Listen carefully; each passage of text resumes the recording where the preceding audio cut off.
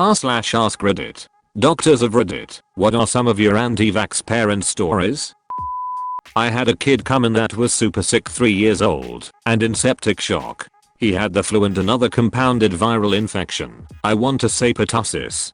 Heart rate was close to 200, respiratory rate in the 50s, blood pressure in the 70s. Kid was so fucking dry that we could barely get fourths into him, and I almost had to drill an IO. We dumped a ton of fluids into him, started him on vasopressors, and transferred him to the local children's hospital. I had asked the mom if he was vaccinated, and she said no, vaccines have really bad side effects. They'll make you sick. I explained to her that not getting the vaccines had made her kid 10 times sicker than he ever would have been from any mild vaccine reaction. She told me I was a fucking moron, and that I obviously have no clue what I'm talking, and that's the reason her kid was getting transferred. She also told me that recommending she vaccinate her kids was racist. My stepmom is a pediatrician at a major hospital here in Italy. She told me the worst thing she saw was her anti-vax mom wailing and screaming after her 12-year-old son died of meningitis. The mother didn't let the son get the meningitis vaccine. Stepmom told me as soon as she walked in the room, after getting called for an emergency, all the son's limbs had gone necrotic and he was bleeding from practically every hole in his body, including his eyes, since his blood couldn't congeal anymore and was like oil leaking all over. She told me she felt so pissed at the mom when she received the information that the mom hadn't vaccinated her son at all and this was all preventable. Imagine watching your kid die and start falling apart in front of you, but you can't take the blame for not taking a step in preventing this. That's what ticks me TF off about these anti-vax stories. It's always the doctor's faults for not taking better care of their children and the neglectful parents' eyes. I feel like, at least in the States, if a parent loses a child to something that could have been easily prevented like this, they should be charged with negligent homicide. I know that's extreme, but maybe it would get it through their thick skulls. When I was a medical student, I had a 5-year-old patient who looked and acted like a 2-year-old. Failure to thrive. His mother was super weird. She shaved the sides of his head, somehow like a marine cut, but kept his back hair long. She refused to vaccinate him, or even feed him certain foods. Her sister and her husband were trying to get custody of the child because his mother was weird and didn't take care of him properly. I suspect she was paranoid. She would literally fight and call you names if you attempt to suggest to put the kid on a proper hospital diet. She wanted to inspect the food first and make sure he eats only certain things. Long story short, the attending calling county and they took the child away from her. I'm not a doctor, but I'm a veterinary technician. I've had someone ask me if vaccines are going to give their dog autism. This experience isn't necessarily the worst, but mainly just sad.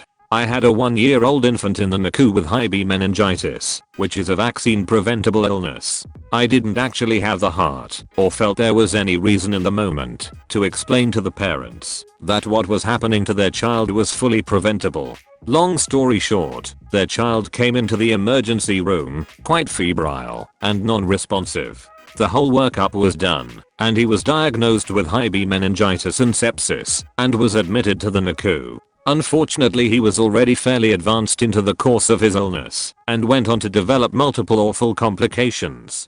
Despite being started on the kitchen sink's worth of antibiotics, he developed multiple brain impediments, large collection of pus and bacteria that fill the skull, requiring multiple drains to be drilled into their skull to relieve pressure, or else the brain would have been compressed. To make things worse, the kid incurred multiple ischemic strokes, dead brain, and also developed hydrocephalus. The brain has its own circulatory system which can get clogged with pus/bacteria, causing fluid to build up and exerting pressure on the brain. Against all odds, this tiny baby survived the ordeal. You can have your own ethical debate over whether a child that neurologically compromised should have lived, since they will be so profoundly disabled that they will likely require full-time nursing care and may only live a few more years before dying of pneumonia, but that was the situation. Edit. Grammar. I work at a clinic that doesn't treat kids, work-related illnesses and injuries, and I never really treated kids, so not many. One woman asked for my reassurance that she was doing the right not vaccinating her kids because other doctors haven't been happy about that. I told her that she would have to meet with 100 or more doctors to find one that agrees with her. She rolled her eyes and condescendingly said, "I guess you're all bought by Big Pharma then." I called her a fucking idiot and told her to go to another doctor next time. Went to a chiropractor one time to fix some lower back pain. They had posters all over about how harmful vaccines are and that having your back adjusted regularly, even as an infant, could help fight off those kinds of diseases. I asked the receptionist if they actually believed that, and she gave me a 10-minute lecture trying to justify it. I just looked and said, "Remove me from the patient list, because that is the dumbest thing I have ever heard." Not a doctor, but was previously in a position where I hired RNs. One interview concluded shortly after learning that this registered nurse I was speaking with was wholeheartedly against vaccinations and went on to paint pretty much all of Western medicine as hocus pocus. I think she takes the laughter as the best medicine phrase literal. I just wanted to say, why the F did you go to school for this profession? And did you not learn a damn thing? My dad's a doctor. He told me that once a mother came into his office with her son for a checkup, and he recommended that her 6-year-old get vaccinated for measles, mumps, rubella because she hadn't vaccinated him yet. Just 4 weeks later she came in with her son, and he had measles. She yelled at my dad for not curing him in the hour and a half they were there. She got angry and went to the ghetto pediatrician who sold her the same medication. And later she still didn't vaccinate her son because aluminum and toxins. That's exactly how my dad said it. Not a medical doctor, but I'm a university professor of biological sciences. I was teaching a course this semester that covers how to appropriately conduct research in a variety of ways, as well as how to perform personal, not publication worthy, research. I remember hearing one of my students say that they were anti-vax at the beginning of the semester. Didn't really bother me because I realized that they were also part of one of my courses where I just so happened to have a lecture planned to analyze Wakefield's MMR autism paper, find points of major error/bias, determine the severity of the errors, how to fix them, and discuss his methodologies and results, while being compared to the dozens of studies released after his that utterly destroyed his paper. After that lecture, I never saw the student again. Unfortunately, this taught me that when you deal with this group of people, there isn't really a way of convincing them otherwise. They have been brainwashed, and they like their confirmation caves.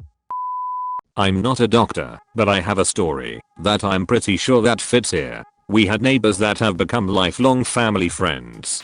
They have a daughter the same age as my sister, and she got diagnosed with autism shortly after getting her MMR. A couple months after her diagnosis, the paper came out saying vaccines caused autism, and the mom believed it. It was new information. No one really was sure what to believe. Anyway, fast forward 4 years and the mom is pregnant again. She nosed getting her new baby vaccinated with the MMR. She did, because, in her words, "I'd rather have another autistic child than one in the ICU." The new baby is completely typical, and she now doesn't believe in the anti-vax shit. My point is, at even the height of the autism being caused by vaccine scare, she was smart enough to get her kids vaccinated, and I will never understand why people don't protect their kids as well as herd immunity.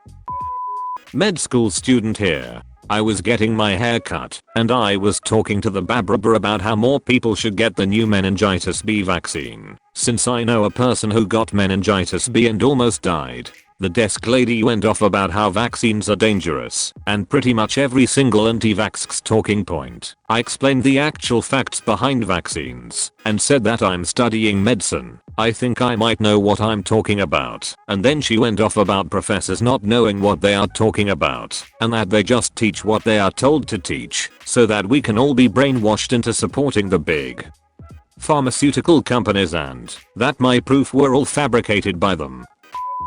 Not a doctor, but worked in a pediatric ed for many years. Had a young boy come in, don't remember exactly how old, maybe 8 or 9.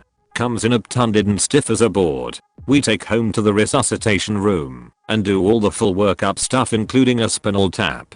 It was work to try to position him because he was so stiff. I'm assisting with the tap. The fellow was able to get into the intervertebral space and a milky fluid literally shoots out of the needle and onto her chest. She hooked up the manometer to measure the pressure and the fluid climbed all the way to the top and out even with the extension added to it.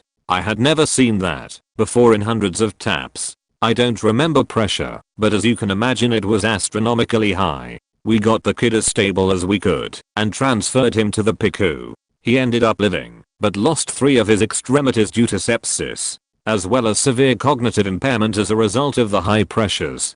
Cultures showed H-flu meningitis, which is the most common form of meningitis. He was never vaccinated. The Hib vaccine is 95% effective in preventing meningitis. It was sobering to watch the parents realize their decision to withhold the vaccine has unimaginably altered the course of their lives and the life of their child. I'd love it if you liked and subscribed.